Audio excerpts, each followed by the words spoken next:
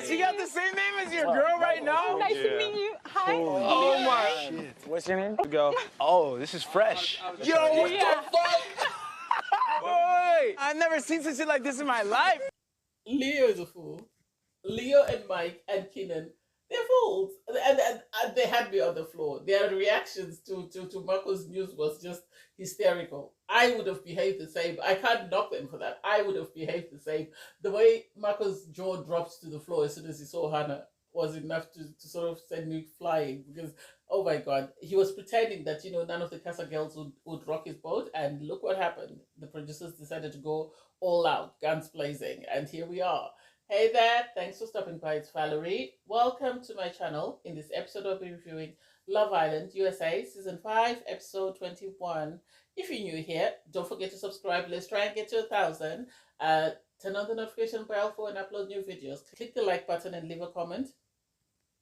If it were any other couple, I would be worried. But for Leo and Cassie, Leo's going to do what makes Leo happy. If Cassie wants to move mad, then Leo's going to move mad. He's proved it before and he'll do it again. Anyway, Cassie, I think the producers sent her and Rob to the bedroom.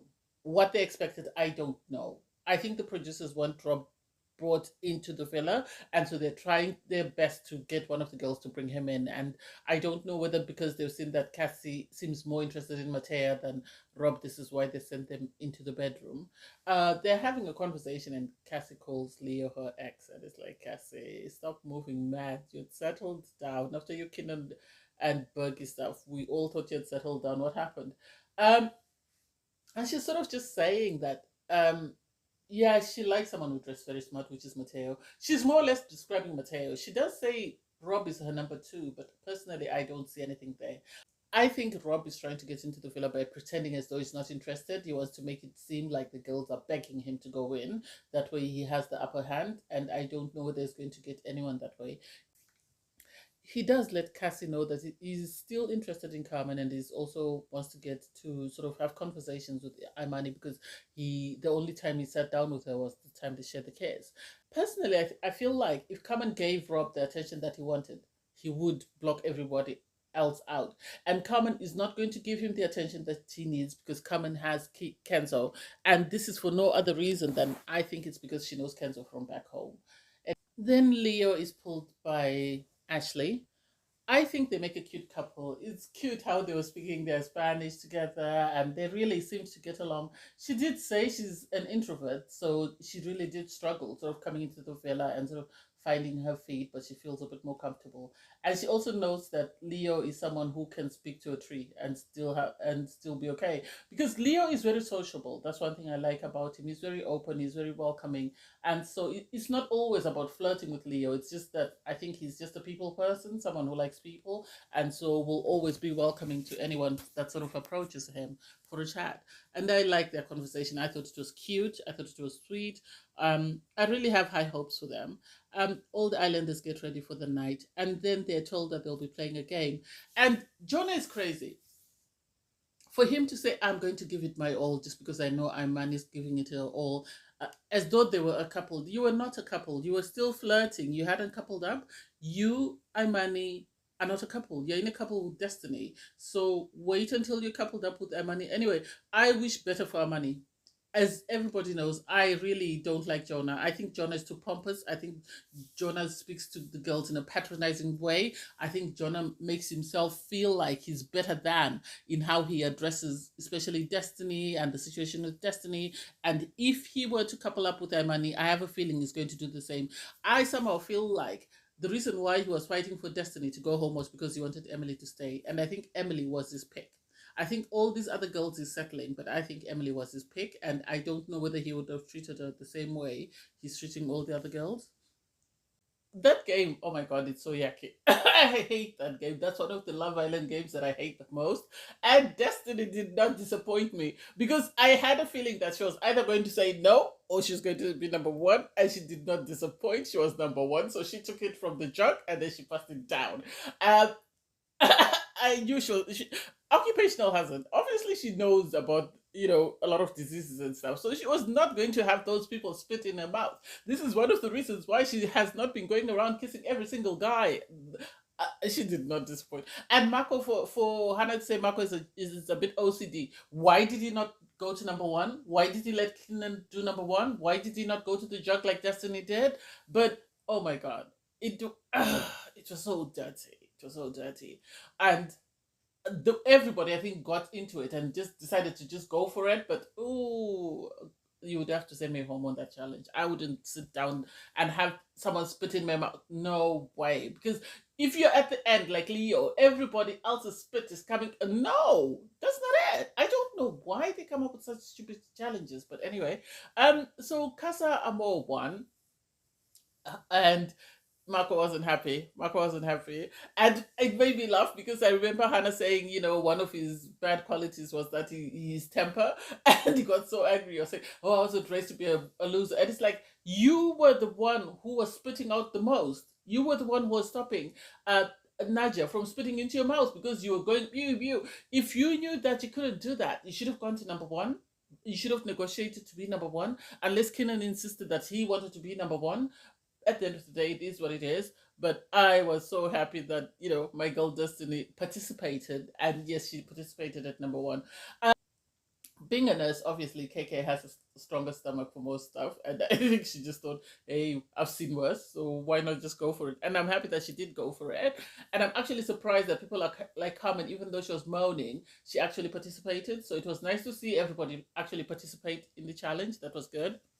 I'm going to need production to tell me what their beef with Destiny is, because it's becoming a bit too much. When she was with Harrison, we barely saw her scenes, and then when it seemed they were doing great and they had fan support, then they brought in Emily. Then she moved on to Martin, and she seemed like she was interested in Martin. Then they rushed her off to Casa Amor.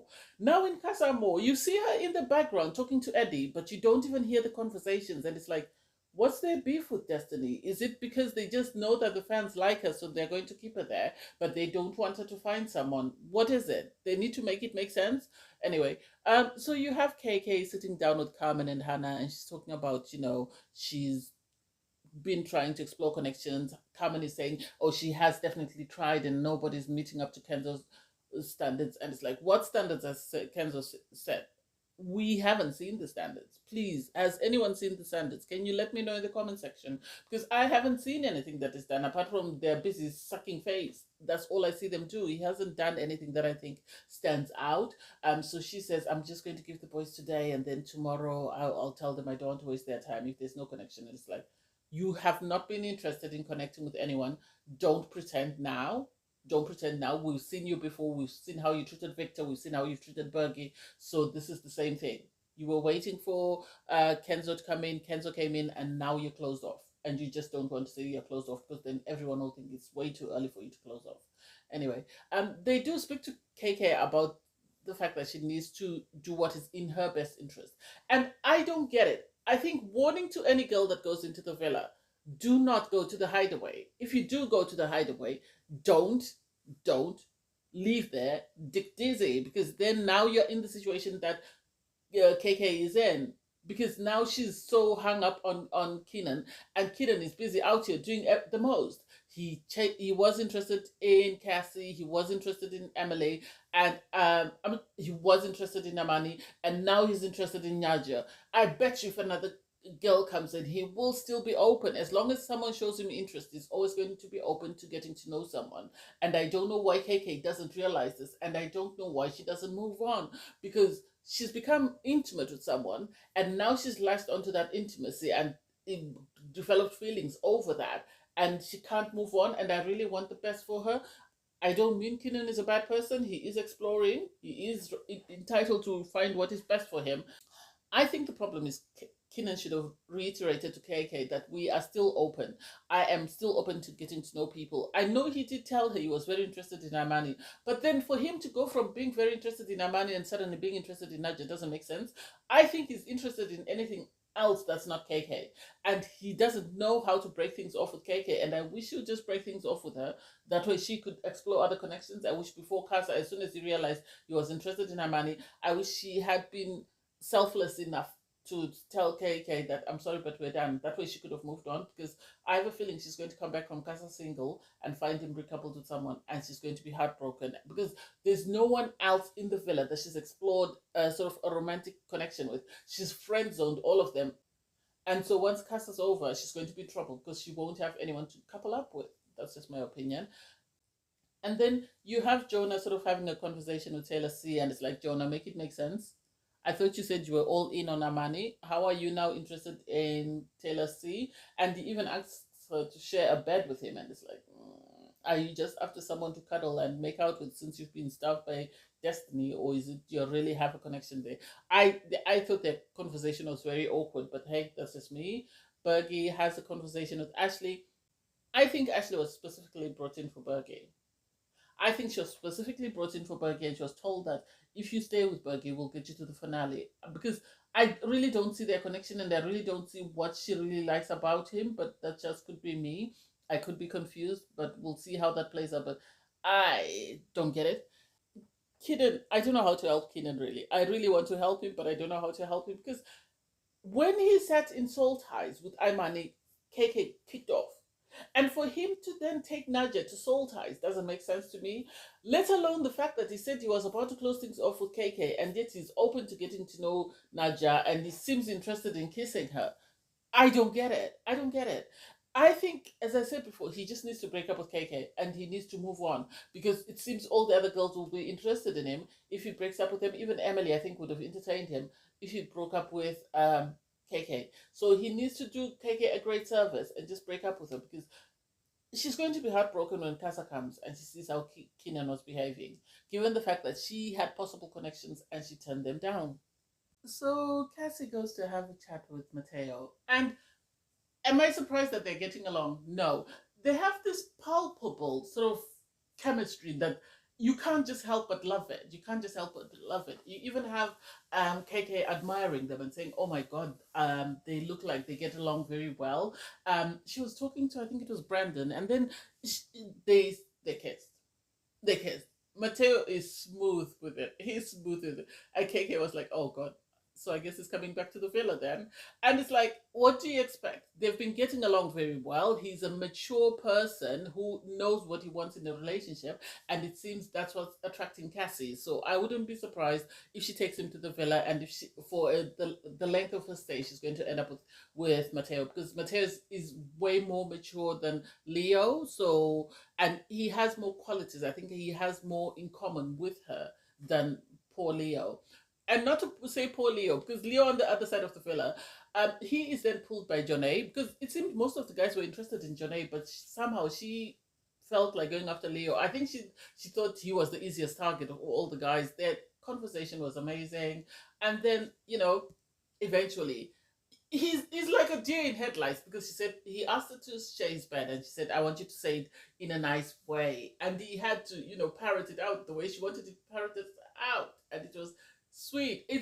He's infatuated. So, but then he says he feels guilty, just like Cassie. She says she feels guilty, and it's like, you two, like, you and Cassie like each other, but I don't think your connection is as strong as like the connection that Cassie has with Mateo. And I hope Leo continues to put in as much effort with Jonay because it seems like Cass is definitely bringing Mateo.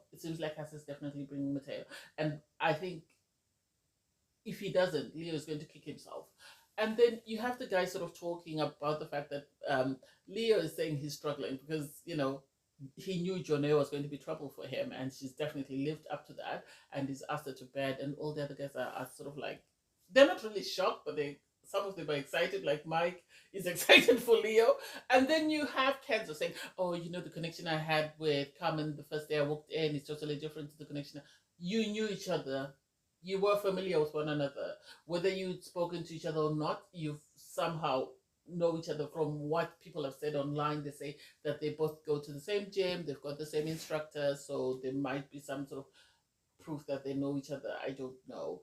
And I think someone had posted some footage of videos that Kenzo had liked on Carmen's account, and whether this was done before, after he joined the island, we don't know. So it's going to be interesting to see what happens there. All the islanders obviously go to bed with Kenzo and Marco sleeping outside, and I think this is why the producers decided to go for the big guns, because Hannah is not moving and Marco is not moving, and they are a couple that they want to split. It seems the goal for the producers is always to split any couple that appears to be sort of smooth sailing, that appears to be too good to be true, because they've split up Harrison and Destiny. They've created a lot of tension with Kenan and KK, although KK has not KK, but Kenan hasn't helped himself.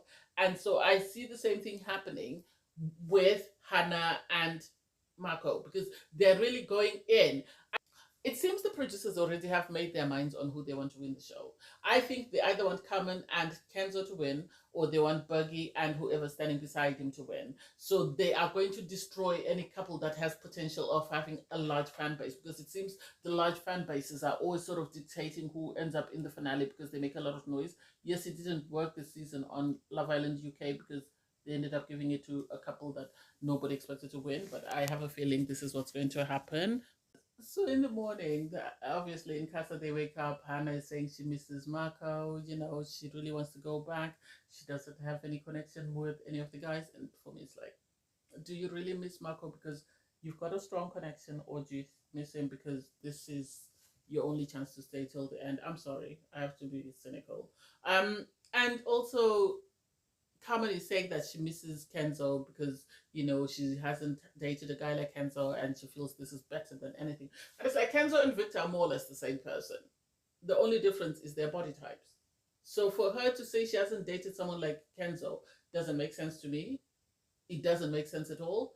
I think her and Kenzo gave each other a signal that they would stay with each other until the end. Her leaving him a message to say she's leaving lingerie for Casa just tells me that that was her sort of giving him a heads up. I really don't have much to say or an opinion about Kenzo and Carmen, just because of the rumor that they do know each other prior to entering the show. So to me, that doesn't make any sense. And then you have KK, who's saying that, oh, she's now thinking of what Kenan is doing. And it's like, the purpose for Casa Amor was for you to forget about Kenan and focus on yourself. You've decided not to focus on yourself, and you've decided to continue to be all about Kenan. And Kenan is going to break your heart. He's going to break your heart. So in the morning, the guys are asking Kenan, you know, how was it? How did it go? And he's like, oh, you know, Nadia was really kissing on me and all, but I really restrained myself. And it's like, not really. We did see the two faces moving, and we did see the faces you both were making. It's interesting that when Harrison and Emily were up to whatever they were up to, we were shown the whole thing. And yet when people like Marco and Hannah, or even Kenan and KK, when they were touchy under the duvets, the producers immediately sort of showed a bit and ran away with the camera. And yet with Harrison, we were able to actually make out what they were doing. I believe Kenan and Nadia were doing something under the duvet. Given her facial expression first, and the fact that he was missing when we were being shown everybody in bed and he was under the duvet, what was he looking for? Did he lose a sock or something under the duvet? Why didn't he pull the covers up? And then for him to suddenly cover his face and make, I think something happened, but he didn't want to tell anyone. But I think Mike knows what happened and he's not going to out him, but he does know. And I think the producers are waiting for movie night to show us what happened. That's what I think. I think they're waiting for movie night to show us what happened, and then they can have KK freak out. Obviously, Kenzo and Marco slept outside. They say they miss their girls. They can't wait to be reunited. And Imani was always going to do Imani. She slept with Kyle. She enjoyed her time with Kyle. She had cuddles. And Cassie is moaning that, oh, you know, Mateo tried to go in for another kiss, and she told him she wouldn't keep kissing him and stuff. And it's like, I think you actually have a better connection with Mateo than you do with Leo, and I think you need to leave Leo to move on with Jonay, because the guys were saying that Leo and Jonay really enjoyed each other's company overnight, and they were chatting all night, and they seemed to really get along. And so I think people are worried that he might actually have a better connection with Jonay than he does with Cassie. So I don't know. We'll see how that plays out. And then Marco receives a message that he was going to be reunited with Hannah. He's so excited. And it's like, have you not watched the show? When have they ever asked people to reunite during Casa? Unless there's a change, but hey, it's revealed that it's his ex-girlfriend. And so it's going to be interesting. It's going to be interesting since he said he only dates women of color, but she doesn't look like a woman of color. Oh my god. I strongly believe that the producers do a lot of homework on these people. They must ask them that who is your ex and which one of your exes do you think if you were to meet again you would want to give it a shot with? Because after Marco's told that he's going to have a date with Hannah, he's so ecstatic. He says he misses her and it's like this has never happened before. Do you think you'd be the first? What makes you so special that the producers would want to give you a shot to see your girl during Casa Amor? Make it make sense. Think. Anyway, they bring his ex-girlfriend who says they dated, but she still feels there's unfinished business. And as soon as he sees her, Marco's jaw drops to the floor. His jaw dropped to the floor, and he didn't know. You could tell. It's like a computer that sort of malfunctioned and it just froze. And oh my god, the peanut gallery, the boys, the way they were hysterical, they were laughing. Mike was all over the place. Keenan was all over the place, let alone Leo. Leo with the commentary and the remarks. Oh my god. Oh, your name is Hannah. His ex-girlfriend is Hannah. Oh, you've got the same earrings. And it's like, Leo, please focus on your own issues. Leave these people alone. Leave these people alone. And I think Marco still has feelings for her. I think he has feelings for her because of the way he behaved. Even the Casa girls were shocked because of how frozen he was. He couldn't even say anything. And when he went to sort of hug her, he nearly tripped and fell, and she said, "Oh, you're stripping from me already." I think he's still got feelings for her, even if he shuts them off. He's still got feelings for her because in the UK version, they brought Ty's ex Ella, and Ty was very nonchalant about it, whereas Marco is rattled. Marco is really rattled, and the thing is, I think the producers showed Hannah the videos of Marco and his current Hannah, and I think she must have seen things there for her to go and work on because obviously they want to create tension, they want to create commotion in this coupling because they don't want Marco and Hannah just to be smooth sailing. So Marco agrees that he wasn't open to getting to know Hannah, or he was very closed off, and that's one of the reasons why they broke off. And he feels he didn't give her a fair shot. I think he might say no, he wants to stick with Hannah. I think if his mind is on the money, he might shut her down and say he'd rather stay with Hannah Bombshell than to go with Hannah Casamore. But I felt sorry for him. You could see he was rattled. You could see he was rattled, and he doesn't know what to do with himself because this is something he didn't expect, and suddenly it's sat in his lap, and he doesn't know what to do with it. And I think it's amazing TV. It is. It is amazing TV, and I don't know. Do I think, to some extent, I think he will keep her on the show. I think he might couple up with her just to keep her on the show just because she's his ex and he wants to give her the opportunity to be on the show. But whether it's romantically, I don't know. And I think Hannah Bombshell is going to be rattled. I think Hannah Bombshell is going to be rattled because this is something she wasn't expecting. I think she expected Marco to just be there and just be his calm self. I don't think the producers would bring the ex just for her to be there for Casa and then go back. I have a feeling they're going to keep her on the show just for the tension between Hannah and see how that plays out. But I don't know. It was a great episode. Thanks guys for watching. Please don't forget to like, share, comment, and subscribe. Bye everyone.